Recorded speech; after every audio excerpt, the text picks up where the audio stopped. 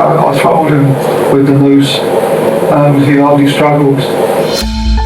Seorang psikopat yang kaum homoseksual atas perbuatannya terhadap perampokan, dan dia mulai mendatangi pub yang si Colin ini mulai menyiksa si Walker ini dan membakar jasad dari si. Halo guys, balik lagi bareng gue Vero. Gimana kabar kalian? Semoga kalian dalam keadaan sehat walafiat. Kali ini gue bakal bahas cerita tentang seorang psikopat yang gue yakin lo semua pasti pada suka sama psikopat ini. Psikopat ini memburu para kaum LGBT, para kaum boti gitu. Dimana targetnya ini ada 5 orang korban, dan kelima korbannya ini merupakan kaum homoseksual.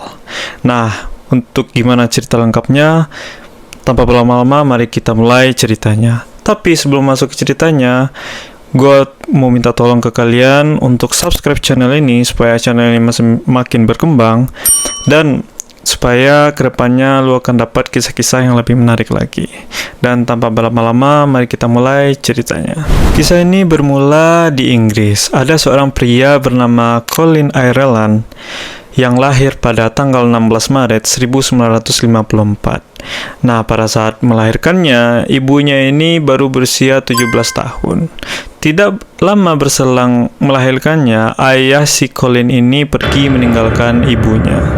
Karena keuangan yang buruk, ibunya dan si Colin ini sering berpindah-pindah tempat untuk mencari pekerjaan.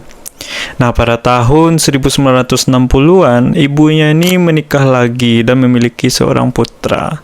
Nah, si Colin ini sempat dititipkan di sebuah panti asuhan, namun kembali diambil oleh ibunya.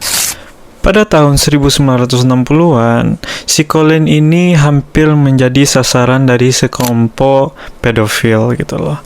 Untungnya dia selamat gitu kan. Nah, si Colin ini sering terlibat masalah pencurian dan perampokan hingga beberapa kali masuk ke dalam sel tahanan.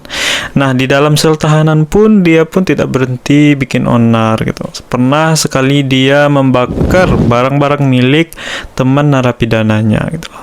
Dan pada usia remajanya, pada saat 17 tahun, dia ini dihukum karena akibat pencurian dan perampokan. Setelah keluar dari penjara sebagai seorang dewasa, Colin ini mendaftar di Angkatan Darat dan diterima, dan dia pun memiliki sejumlah pekerjaan. Namun dia tetap memiliki masalah dan kasus-kasus yang sama seperti sebelumnya, dan hingga pada tahun 1975, tepatnya pada bulan Desember, dia kembali dihukum atas perbuatannya. Dia dihukum atas perbuatannya terhadap perampokan dan juga pemerasan. Lalu kemudian dia dibebaskan pada November 1976. Pada tahun 1982, si Colin ini menikah dengan seorang wanita bernama Virginia Zemit. Pernikahannya ini terbilang cukup harmonis, tapi 5 tahun setelahnya si Colin ini ketahuan berselingkuh dari Virginia, yang membuat mereka harus bercerai. Beberapa tahun setelah perceraian mereka, si Colin ini kembali menikah dengan seorang wanita bernama Janet. Jadi si Janet ini adalah istri kedua dari si Colin ini. Namun pada pernikahan yang ini, si Colin ini sering menyiksa dan memeras harta si Janet ini, yang membuat hubungan pernikahan mereka tidak berlangsung lama. Hingga beberapa tahun setelah pernikahan mereka kedua pun akhirnya bercerai. Dan si Colin ini akhirnya berpindah-pindah tempat untuk memilih pekerjaan gitu. Hingga beberapa kali dia itu berpindah dari hostel ke apartemen karena tidak tahan dengan pekerjaan. Ditambah lagi dengan latar belakangnya yang sering keluar masuk penjara. Karena hidupnya yang susah, Colin ini akhirnya memutuskan untuk menjadi pembunuh berantai sebagai resolusi tahun baru dan juga sebagai jalur untuk menjadikan dirinya terkenal. Dia mulai mempelajari dan membaca buku-buku dan artikel tentang pembunuhan berantai hingga dia juga menemukan kalau syarat untuk menjadi pembunuh berantai harus membunuh setidaknya 5 korban. Setelah banyak membaca tentang artikel dan cara-cara membunuh ala-ala pembunuhan berantai, akhirnya si Colin ini mulai merencanakan aksinya. Dia mulai mendatangi pub yang dimana di sana terdapat banyak komunitas gay dan dia memilih salah satu pub yang berada di London bagian barat. Buat kalian yang nggak tahu sama pub itu adalah tempat makan alias tempat untuk santai-santai gitu. Bisa juga dibilang tempat untuk bersosialisasi gitu. Kayak misalnya ada pertandingan bola atau apa, biasanya di pub tuh diadain tuh acaranya. Dan umumnya makanan di sana tuh makanan-makanan tradisional. Di sana juga menyediakan alkohol. Nah, si Colin memilih pub ini karena para pengunjung akan menggunakan sapu tangan dengan warna kode tertentu. Jadi kode tersebut digunakan untuk menandai kecenderungan seksual mereka. Hal ini mempermudah si Colin untuk menargetkan target korbannya untuk memperlancar karirnya sebagai pembunuh berantai. Pada tanggal 8 Maret, si Colin ini mulai melakukan penyamarannya. Nah, di pub tersebut, dia bertemu dengan seorang pria bernama Peter Walker. Nah, pria ini adalah seorang koreografer dan juga pasangan submisif. Setelah berbincang dan mengobrol, mereka pergi ke apartemen si Walker ini. Di sana, Walker membiarkan si Colin ini menyumpal mulutnya dengan kondom dan mengikatnya dengan tali. Walker mengira kalau ini hanya permainan dari si Colin. Tapi ternyata setelah diikat dengan tali, si Colin ini mulai menyiksa si Walker ini. Dia mulai menyiksanya dengan tali peliharaannya, tali anjing, dan juga ikat pinggang. Menyiksa si Walker ini dengan brutal hingga si Colin ini mengambil bulu kemaluan dari Walker lalu membakarnya hanya untuk mencium baunya.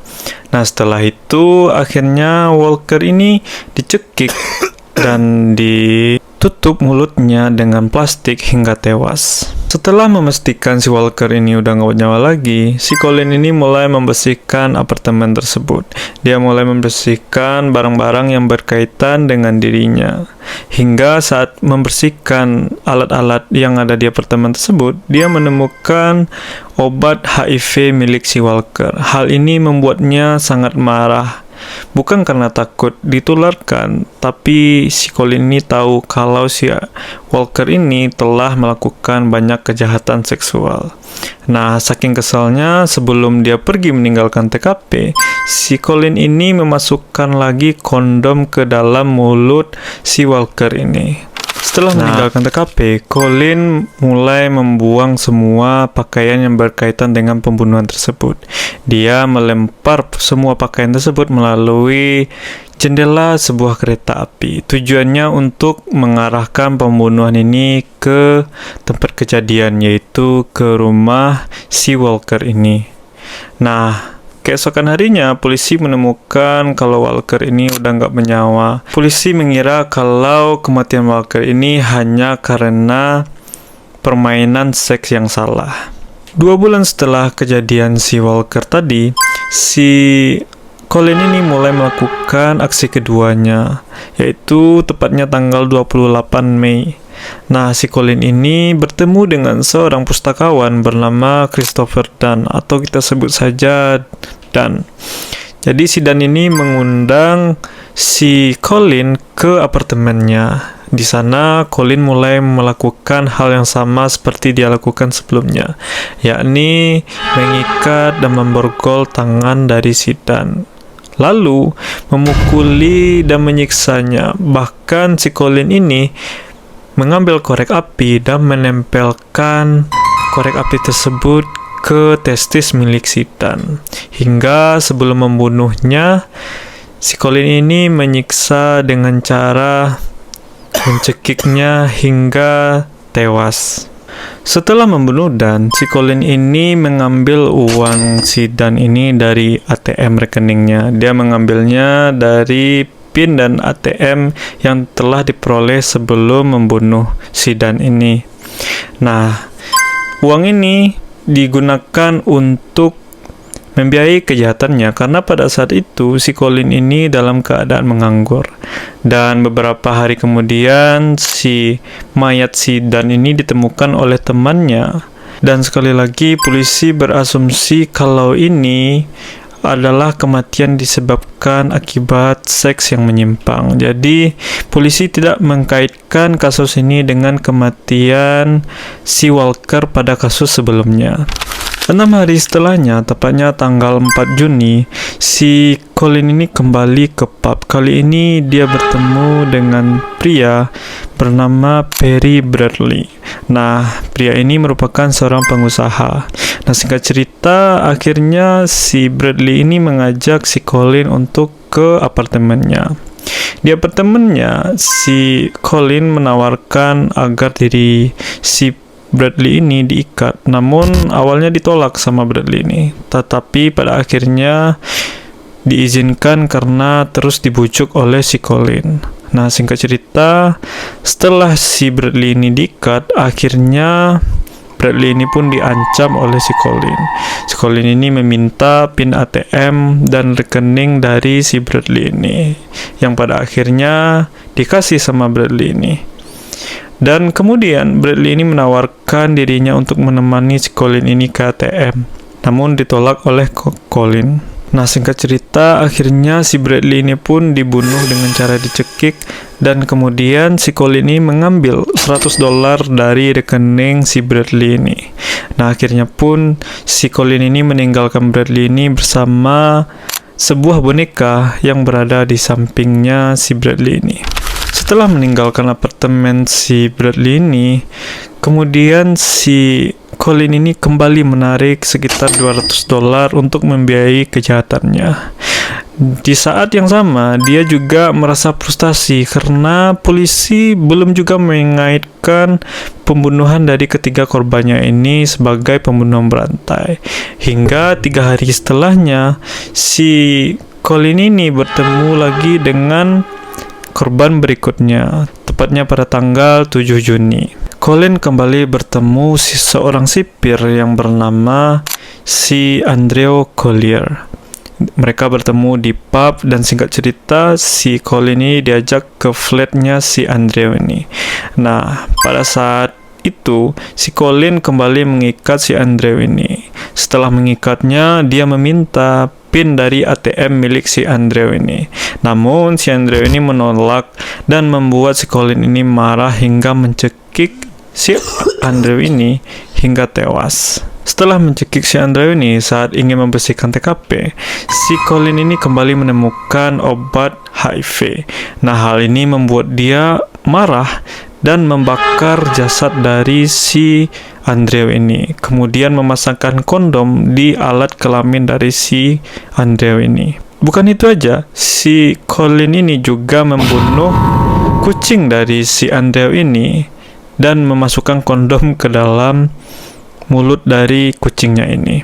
Setelah membersihkan flat dari si Andrew ini, si Colin ini membawa uang setidaknya $70 milik si Andrew ini, lalu meninggalkan apartemennya.